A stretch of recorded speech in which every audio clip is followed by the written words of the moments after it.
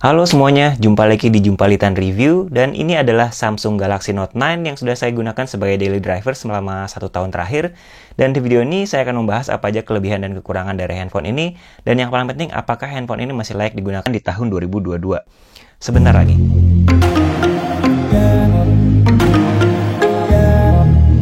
Galaxy Note 9 saya ini saya beli di tahun 2020 di bulan Agustus di harga hampir 7 juta. Itu memang kedengarannya cukup tinggi ya, 7 juta untuk handphone second, tapi memang yang saya beli itu adalah versi SAIN atau Samsung Electronics Indonesia. Jadi versi garansi resmi, walaupun waktu itu garansinya udah berakhir juga. Tapi at least ini semua aksesorisnya masih lengkap, dan semuanya ori ya, termasuk boxnya dan semua aksesorisnya bukan yang abal-abal karena itu harganya tinggi, dan dia masih ada charger asli, masih ada jelly case-nya, masih ada tip spare buat S Pen-nya, masih ada headset EKG-nya juga. Jadi semuanya masih lengkap di dalam paket yang saya beli. Harganya hampir 7 juta, menurut saya cukup worth it, makanya saya ambil.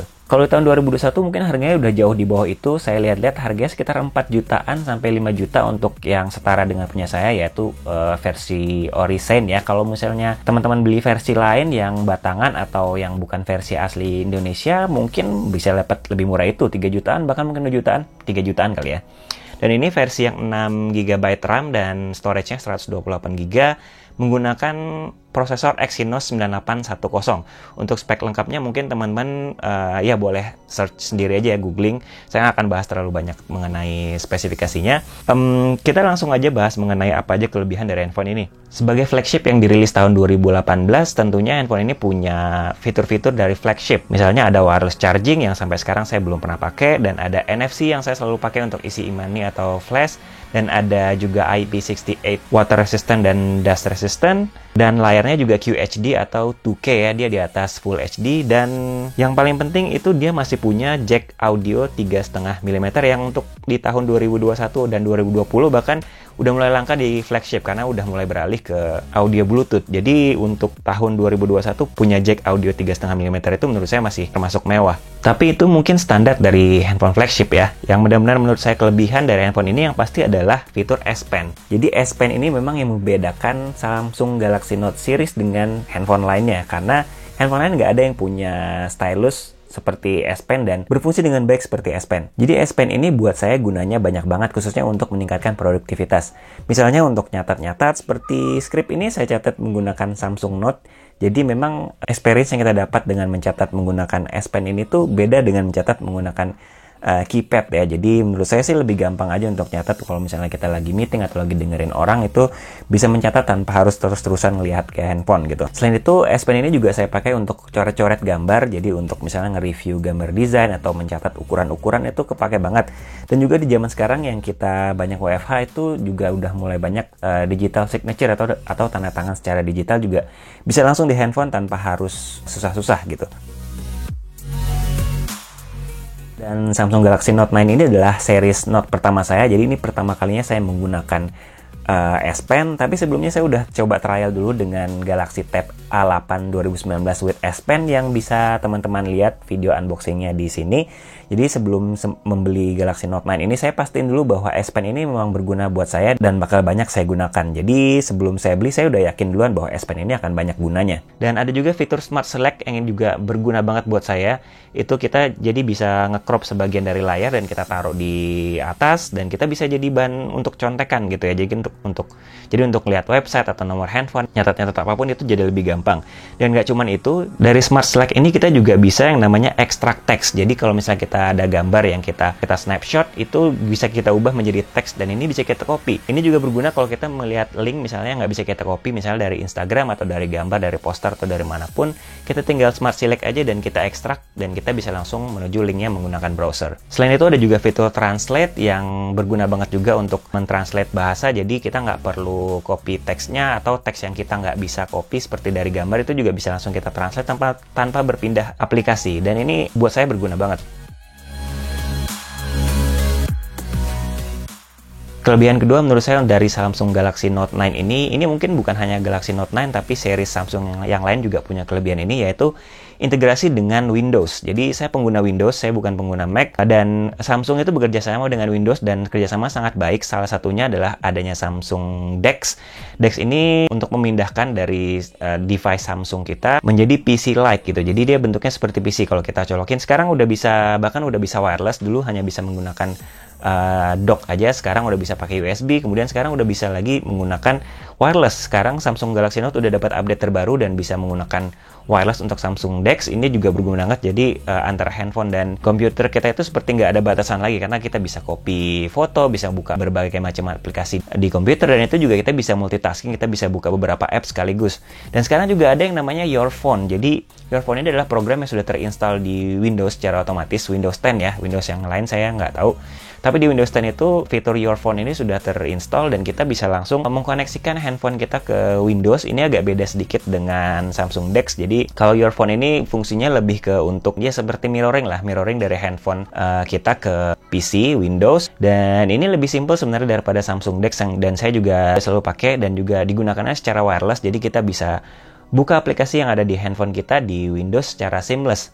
Dan salah satu fitur yang menarik juga adalah adanya fitur copy paste yang bisa antar device. Jadi kalau saya misalnya copy dari handphone, saya bisa paste itu di Windows. Dan berlaku juga sebaliknya, kalau kayak saya copy di Windows, saya bisa langsung paste itu di device saya Samsung Galaxy Note 9.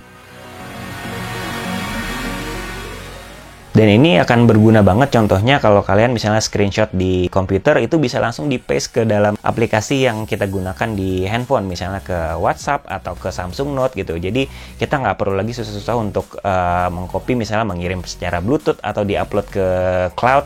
Tapi ini udah seamless banget, nggak ada batasan sama sekali, copy, paste segampang itu.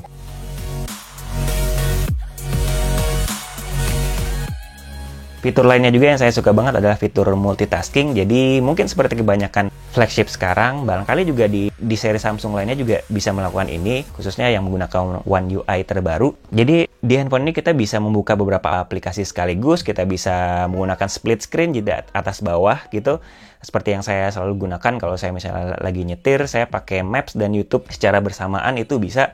Dan selain itu kita juga bisa menggunakan pop-up ya, fitur pop-up. Jadi selain di split, kita bisa nambah lagi fitur pop-up. Jadi 2 aplikasi plus tambah lagi beberapa aplikasi. Saya nggak pernah nyoba sampai banyak, tapi setahu saya bisa 3-4 aplikasi itu masih bisa. Tapi hati-hati jika menggunakan terlalu banyak aplikasi, karena kemungkinan akan menyebabkan overheat ya, karena bekerja terlalu keras gitu.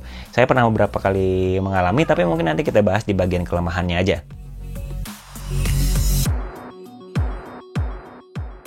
Dan satu lagi fitur andalan menurut saya yang nggak ada di handphone lain dan masih ada di handphone ini adalah yaitu oximeter. Oximeter itu adalah untuk membaca tingkat saturasi oksigen di dalam darah ya, dan ini sekarang kepake banget karena sekarang di era pandemi ini kita perlu banget untuk ngecek kadar saturasi oksigen kita untuk memastikan kesehatan, dan ini masih ada di handphone Samsung Galaxy Note 9, yaitu di yang ini ya. Kalau teman-teman bisa lihat di sini, ini kalau kita pencet di aplikasi Samsung Health, dia akan nyala merah persis seperti oximeter yang kita punya di rumah. Dan fitur ini tuh udah nggak ada di generasi selanjutnya. Samsung Galaxy Note 10, Note 20 itu udah nggak ada, udah dihilangin. Terakhir berhenti sampai di Samsung Galaxy Note. Mungkin di sebelum-sebelumnya masih ada saya lupa di handphone apa aja, tapi beberapa seri Samsung Galaxy lainnya juga masih punya fitur ini. Dan di tahun sekarang di era pandemi menurut saya ini sangat penting untuk dimiliki, karena bisa menggantikan oximeter kalau misalnya kita nggak punya.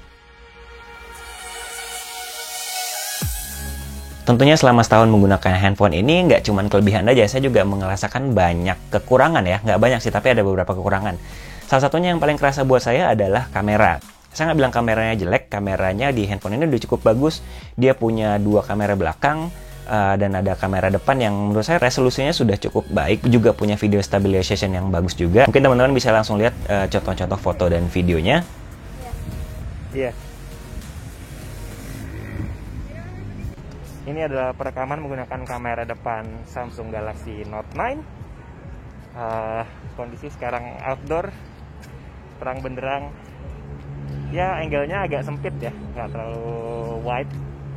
Gimana untuk suara dan gambarnya? Saya rasa sih ya cukup oke-oke aja ya, nggak ada masalah. Tapi yang saya merasa kehilangan banget itu adalah fitur ultra wide angle lens. Daily driver saya sebelumnya adalah LG G6 dan handphone itu punya fitur wide angle lens dan saya ternyata pakai banget itu dan baru kerasa setelah saya nggak pakai lagi handphone itu dan sekarang pakai Samsung Galaxy Note 9, saya merasa kehilangan banget fitur itu karena ternyata banyak banget gunanya di pekerjaan saya.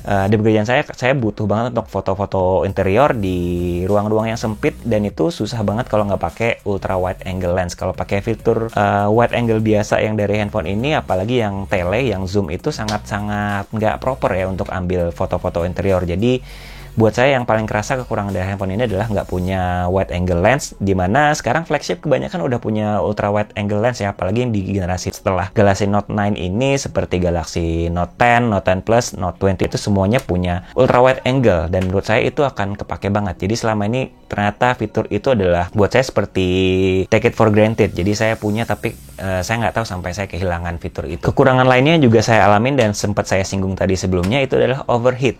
Tapi jangan khawatir, overheat ini nggak selalu terjadi dan ini jarang-jarang sebenarnya. Ini hanya terjadi kalau handphonenya terpapar matahari langsung, yaitu ketika saya taruh di phone holder di atas dashboard di mobil dan saya nyetir dengan menggunakan dua aplikasi sekaligus, yaitu Google Maps dan YouTube secara bersama-sama. Saya gunakan split screen. Tapi tenang, saya nggak nonton videonya, saya cuma dengerin suaranya aja, jadi jangan dicontoh untuk nonton video ya. Dan ini terjadi kalau siang aja, kalau mataharinya lagi terik. Ini setelah dipakai beberapa menit, mungkin 10 menit, 20 menit, itu akan muncul peringatan bahwa handphonenya overheat dan kita perlu untuk mendinginkan handphone ini, dan otomatis aplikasinya salah satu akan tertutup. Dia akan meng-close salah satu aplikasi, jadi yang aplikasi yang berjalan cuma satu karena ya overheat tadi. Tapi ini sebenarnya jarang banget, saya nggak pernah mengalami overheat selain di kondisi tadi, yaitu pada saat saya nyetir dan handphonenya saya taruh di dekat dashboard gitu, kena matahari langsung. Itu memang jadinya panas banget sih, selain memang penggunaannya berat. Untuk di kondisi lain, saya sih nggak ngerasa pernah handphonenya terlalu panas. Main game juga kebetulan saya nggak terlalu sering, jadi saya nggak bisa komen banyak di bagian itu. Selain itu saya juga mau menyoroti mengenai baterai. Baterai di handphone ini itu adalah 4000 mAh. Yang mana ini sebenarnya masih lebih bagus dibandingkan dengan Samsung Galaxy Note 10 ya, yang generasi penerusnya itu 3500. Kalau dibandingkan Note 10 Plus, tentu handphone ini masih di bawah speknya. Menurut saya performa baterainya nggak bisa dibilang bagus, walaupun nggak jelek-jelek banget juga. Tapi saya sebenarnya tipe orang yang selalu mengecas handphone ya. Jadi dimanapun saya berada, kalau misalnya saya bisa cas, saya akan ngecas. Misalnya kalau saya lagi nyetir, saya akan ngecas di mobil. Saya sampai kantor, saya akan ngecas lagi. Jadi saya sebenarnya nggak terlalu tahu performa sebenarnya dari baterainya, tapi saya sering mengalami lowbat ya, bahkan sampai beberapa kali mati. Kalau nggak salah saya pernah nyoba juga dari pagi itu, sepertinya sampai sore, nggak sampai malam itu udah harus dicas lagi dengan pemakaian normal. Dan itu juga saya sebenarnya pakai nggak full power ya, karena handphone ini kan ada fitur power mode. Seperti di bawah ini, power mode ini artinya dia tidak menggunakan kapasitas penuh. Layarnya yang harusnya bisa QHD, dia cuma pakai di Full HD, dan juga prosesornya juga penggunaannya nggak 100%. Dengan power mode ini pun menurut saya kapasitas baterainya nggak bagus-bagus banget, apalagi kalau misalnya saya pakai yang full power ya. Mungkin performanya akan kerasa lebih payah lagi gitu, tapi saya nggak tahu. Berhubung saya selalu punya akses untuk ngecas, jadi sebenarnya nggak masalah-masalah banget sih buat saya juga. Dan hal lain juga yang menurut saya agak disayangkan dari handphone ini adalah posisi finger scan-nya. Dia posisinya di belakang. Sebenarnya ini nggak aneh-aneh banget, di banyak handphone pun seperti itu. Di handphone saya sebelumnya LG G6 juga posisi fingerprint scan-nya juga ada di belakang sini. Tapi menurut saya untuk di zaman sekarang, posisi finger scan di belakang ini tuh memang canggung ya ternyata gitu. Kalau sekarang kan udah mulai pakai under display fingerprint, jadi di bawah sini udah ada, kita tinggal pencet seperti ini. Kalau ini agak-agak susah aja kalau misalnya saya lagi di mobil, lagi nyetir dan kondisi terkunci, saya mau buka, itu agak susah kalau saya harus meraih ke belakang, atau kalau nggak saya harus masukin password atau kode ya untuk membukanya, itu agak repot. Dan juga misalnya kalau teman-teman lagi nulis pakai S Pen di atas meja terus tiba-tiba terkunci dan kita mau buka, itu agak repot juga. Kita harus angkat dulu untuk finger scan, atau nggak kita harus masukin password lagi, dan itu menurut saya kurang oke. Ya, itu dia kelebihan dan kekurangan dari handphone ini dari hasil penggunaan saya selama 1 tahun terakhir. Kesimpulannya menurut saya, selain dari fitur kamera ultra wide angle lens yang absen dari handphone ini, dan menurut saya itu penting banget, menurut saya nggak ada yang salah dengan handphone ini. Kalau misalnya teman-teman nggak ngerasa perlu-perlu banget ultra wide lens, mungkin menurut saya oke-oke aja. Apalagi harganya sekarang untuk second mungkin di angka 4 jutaan, maksimal mungkin 5 jutaan. Fitur-fiturnya tuh udah jauh lebih lengkap, bahkan dibandingkan dengan beberapa flagship terbaru. Bahkan dibandingkan dengan penerusnya aja, Galaxy Note 10 series. Jangan bandingin sama Note 10 Plus ya, karena Note 10 Plus pasti lebih bagus. Tapi kalau dibandingkan dengan Galaxy Note 10 aja, beberapa speknya malah lebih bagus. Kayak layarnya resolusinya lebih tinggi, dia pakai QHD, dan ukuran layarnya juga lebih gede, dan dia juga punya jack audio 3,5 mm yang udah nggak ada di Galaxy Note 10, dan juga dia masih ada slot micro SD ya, yang udah nggak ada juga di Galaxy Note 10 series. Apalagi kalau kita bandingkan dengan Galaxy Note 10 Lite yang banyak banget kekurangannya dibandingkan dengan handphone ini, seperti misalnya sertifikasi IP68 untuk anti air dan anti debunya itu nggak ada di Galaxy Note 10 Lite, dan juga dia nggak ada wireless charging. Jadi dibandingkan dengan Galaxy Note 10 Lite, jelas handphone ini menang banget. Jadi menurut saya dengan segala kelebihan dan kekurangannya, di tahun 2022 ini Galaxy Note 9 masih layak banget sih buat dimilikin. Saya rasa itu aja untuk video kali ini. Kalau kalian terbantu dengan adanya video ini, jangan lupa like dan subscribe, dan kita ketemu lagi di video-video berikutnya. Bye-bye!